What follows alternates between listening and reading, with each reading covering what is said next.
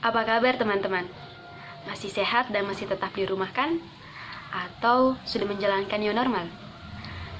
Kita mungkin masih merasakan resah dan gelisah terhadap penyebaran coronavirus yang semakin meningkat. Sejak awal Maret 2020, Presiden Joko Widodo mengumumkan bahwa terdapat 2 warga Indonesia yang terinfeksi coronavirus ini. Hingga sekarang ini, data terakhir yang saya peroleh pada 2 Juni 2020 menyatakan bahwa terdapat 27.549 orang yang sudah terinfeksi virus corona. Angka tersebut merupakan bukanlah angka yang sedikit, sehingga memberikan dampak yang begitu banyak di Indonesia ini. Salah satunya adalah pada sektor ekonomi, sehingga pemerintah pusat mengeluarkan beberapa kebijakan untuk mengatasi krisis ekonomi ini. Nah, pada video kali ini, saya akan membahas kebijakan-kebijakan yang dikeluarkan oleh pemerintah pusat ini selama virus corona menyebar di Indonesia. Apa sajakah kebijakan yang dikeluarkan dan apakah terdapat pro dan kontra dari kebijakan tersebut? Serta apakah hak keadilan telah dirasakan oleh warga Indonesia mengenai kebijakan yang telah ditetapkan? Kebijakan ekonomi pertama yang akan saya bahas adalah mengenai kartu prakerja.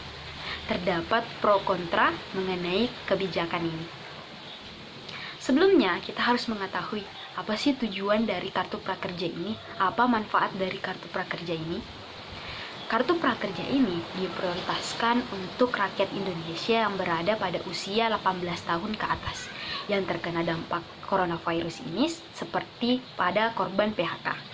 Tujuan dari kartu prakerja ini adalah untuk mengembangkan kompetensi angkatan kerja, meningkatkan produktivitas dan daya saing angkatan kerja. Namun, kartu prakerja ini justru dihujat oleh masyarakat. Program yang seharusnya meringankan beban masyarakat yang terdampak PHK ini justru dinilai hanya sebagai bakar uang dan menguntungkan platform digital saja. Dana yang dibutuhkan untuk menjalankan kebijakan ini adalah sekitar 20 triliun. Bukanlah dana yang sedikit, sehingga banyak masyarakat yang mengklaim bahwa kebijakan yang dikeluarkan ini merupakan kebijakan yang tidak tepat sasaran. Kebijakan ekonomi pemerintah yang kedua adalah relaksasi pajak. Pemerintah menganggarkan sekitar 22,9 triliun sebagai intensif untuk mengatasi dampak disrupsi ekspor dan impor akibat pandemi COVID-19 ini. Relaksasi pajak ini berupa skema pembebasan pajak penghasilan atau disingkat dengan PPh pasal 21 karyawan. Artinya, pemerintah akan menanggung 100% pajak atas penghasilan tersebut, sehingga tidak membebani perusahaan maupun karyawan. Ini bertujuan untuk mempertahankan daya beli masyarakat sebagai antisipasi melambatnya perekonomian nasional. Pajak penghasilan pasal 21 ditanggung pemerintah ini memiliki berbagai ketentuan untuk memperolehnya. Yang pertama, ini hanya berlaku untuk sektor tertentu. Yang kedua, hanya yang berpendapatan sampai dengan 200 juta per tahun. Yang ketiga, berlaku selama 6 bulan. Jadi, relaksasi pajak ini tidak berlaku seumur hidup. Namun, skemanya ini hanya berlaku selama 6 bulan sejak April 2020 ini. Kebijakan ini tentunya tidak untuk semua masyarakat Indonesia, hanya untuk kalangan tertentu, sehingga kembali lagi hak keadilan tidak dirasakan oleh semua warga Indonesia. Menurut saya, karyawan yang memiliki gaji 200 juta per tahun ini juga berhak merasakan kebijakan ini. Apabila tidak digratiskan semuanya, setidaknya mereka memperoleh potongan pembayaran dari pajak tersebut. Kebijakan ini yang akan saya bahas mengenai iuran kredit kendaraan. Presiden Joko Widodo memberi penangguhan kredit kendaraan untuk driver ojek dan taksi online sebagai bentuk bantuan terhadap dampak COVID-19 ini. Mengenai hal tersebut merupakan angin segar bagi para pejuang aspal, karena semakin hari penghasilan mereka semakin menipis diakibatkan oleh virus corona ini. Namun, kenyataannya, bantuan yang diberikan kepada pengemudi online ini tidak sesuai dengan apa yang diharapkan. Dilansir dari kompas.com, atas nama Latifa, seorang ojek online yang berusia 51 tahun, telah menyatakan bahwa dia telah mencoba mengajukan penangguhan kredit ini kepada kantor leasing FIF Pasar Minggu. Pihak leasing menyatakan bahwa kebijakan yang diberikan oleh pemerintah ini tidak berupa penangguhan, namun pemberian berupa potongan atau diskon pada pembayaran kredit tersebut. Latifa awalnya membayar 868.000 per bulan. Setelah menghadap di pihak leasing menjadi 660.000 per bulan.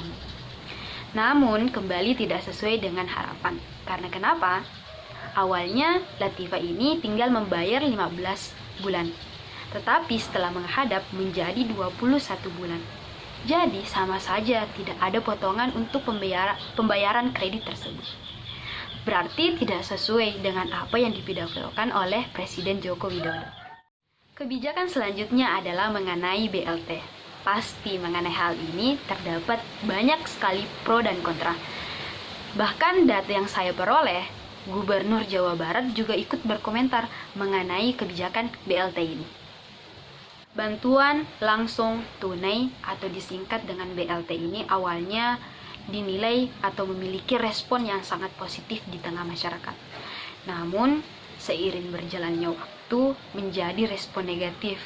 Karena kenapa? Penyaluran yang tumpang tindih dan tidak terarah menyebabkan respon positif masyarakat menjadi respon negatif. Bahkan, kebijakan ini lebih booming dibicarakan di media sosial daripada dengan penyebaran coronavirus yang semakin melambung tinggi setiap harinya. Ini diakibatkan karena tidak akurasinya data yang diperoleh, sehingga banyak bantuan langsung tunai atau sembako yang diberikan oleh pemerintah tidak tepat sasaran, sehingga juga terdapat kecemburuan sosial di tengah masyarakat. Bahkan Gubernur Jawa Barat berkomentar dan memberi saran kepada pemerintah pusat mengenai penyaluran BLT ini. Katanya meminta agar pemerintah memperbaiki data untuk penerimaan bansos ini karena tidak sesuai atau tidak sinkron dari data internal pemerintah pusat, bahkan tidak sinkron dari data pemerintah daerah.